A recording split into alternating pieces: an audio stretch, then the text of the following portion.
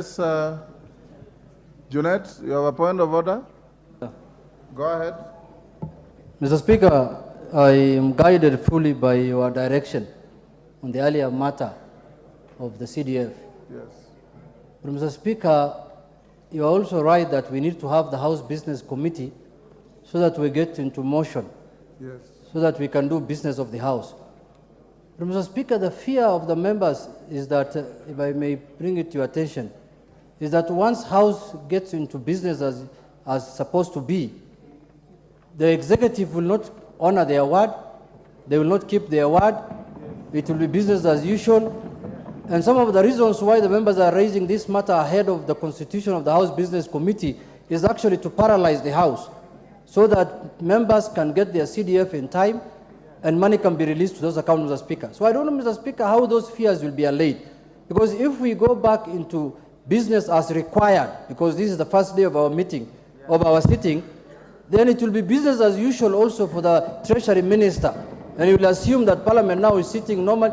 What is this message that we can send to him that we are serious on this matter and will not relent, Mr. Speaker? And one of the things that members have agreed upon to be as a whip that I can bring to attention is to paralyze the House once and for all, Mr. Speaker. So, Mr. Speaker, don't allow the House business motion to be moved until money is released to the account of the CDF, Mr. Speaker. Honorable Junet, you know one of the most important strategic thinking components is you must choose your battles very carefully. If you want to do what you're saying you want to do, paralyze a properly constituted house. There's no point paralyzing a house that is not a house yet. Because if you do that, even if you want to frog march the minister here, to flog him and grill him and do whatever you want with him, he cannot come because you will not be properly constituted.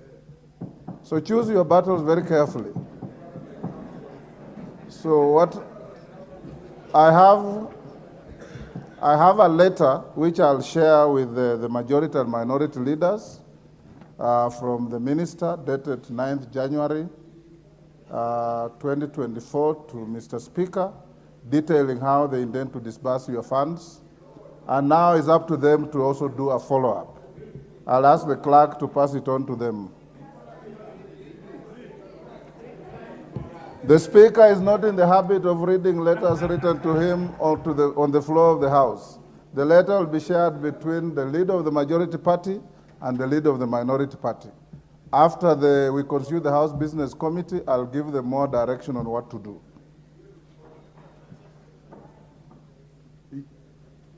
Yes, Dr. Makali Mulu. Thank you very much, Honorable Speaker.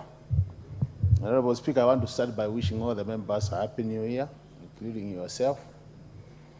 We agree with your direction, Honorable Speaker, and we respect it.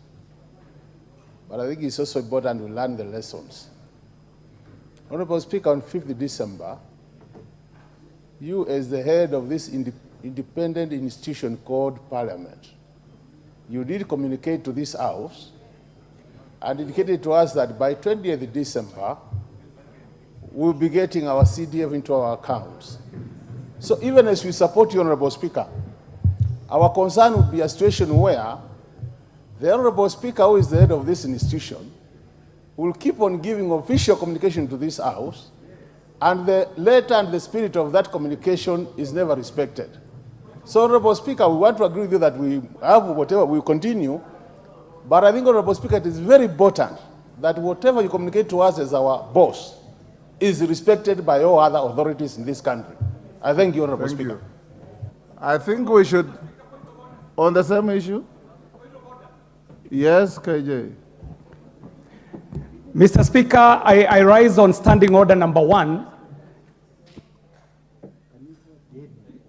Mr. Speaker, I would require your attention. Mr. Speaker, I'm rising on standing order number 1, invoking your discretion, asking for you to actually call this House to order and get onto the procedural business that we need to do so that we can constitute this House properly, because everything that we discuss now it holds no water, Mr. Speaker. In fact, it is an effort in futility to go into a debate before we have